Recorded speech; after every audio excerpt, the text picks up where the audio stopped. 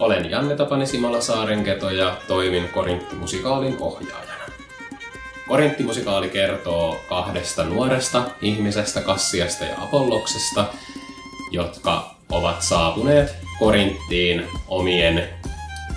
omien elämän tavoitteiden saavuttamiseksi, mutta sattumuksien kautta löytävätkin toisensa ja muodostavat nopeasti hyvin luottamuksellisen ja turvallisen ystävyyssuhteen, jossa he pystyvät olemaan aidosti omia itsejänsä.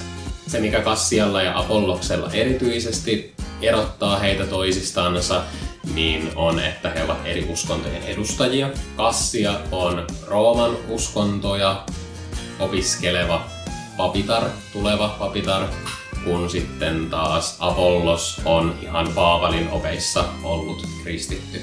Näistä eri uskonnoista huolimatta, niin Kassia ja Apollos löytävät toisistansa todella paljon yhteistä, samaistuttavuutta ja pystyvätkin keskustelemaan myös näistä heidän uskontojen eroista hyvin avoimesti keskenänsä. Toki tämä myös aiheuttaa toisinaan hieman konfliktia heidän välillensä. Ja tervetuloa katsomaan, että miten nämä konfliktit he saavat selvitettyä. Korintti-musikaalin rakentaminen on ollut hyvin yhteisöllistä. Meillä on ollut huipputiimi tekemässä tätä. Säveltäjä Johanna Särkkälä on säveltänyt aivan uskomatonta musiikkia tähän musikaaliin. Kaikki kappaleet on täysin uusia, täysin originaaleja juuri tätä musikaalia varten tehty, joten näitä kappaleita ei ole voinut kuulla koskaan aikaisemmin, jos se ei ole ollut meidän promokeikoilla mukana. Säveltämistyön lisäksi niin Johanna Särkkälä on myös ohjannut meidän kuoroa. Meillä on aivan uskomaton korinttikuoro, joka on tuotu vähän kuin yhdeksi instrumentiksi osaksi meidän bändiä. Meillä on teoksessa 5-henkinen livebändi ja sen lisäksi noin 10-henkinen kuoro, jotka luovat sitten sen Korintin äänimaiseman sinne taustalle, ja musiikki on aivan tajuttoman upeaa. Sirkku Hoikkala, käsikirjoittaja, on tehnyt uskomattoman työn historian parissa ja ollaan pyritty pysymään mahdollisimman uskollisena sille lähdetietoudelle, mitä meillä on siitä ajasta. Meidän puvustaja Heidi Laamanen on tehnyt aivan uskomatonta työtä luodessaan teokselle puvustuksellisesti todella upean visuaalisen ilmeen.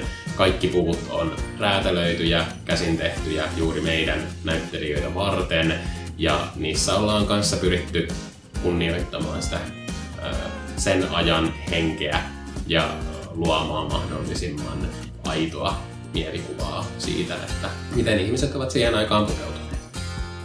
Koreografit Anna Laakkonen ja Sirkku Hoikkala on tehnyt ihan uskomatonta työtä myös sen edessä, että meidän musikaalinumerot on todella upeasti ja eri lailla koreografioituja.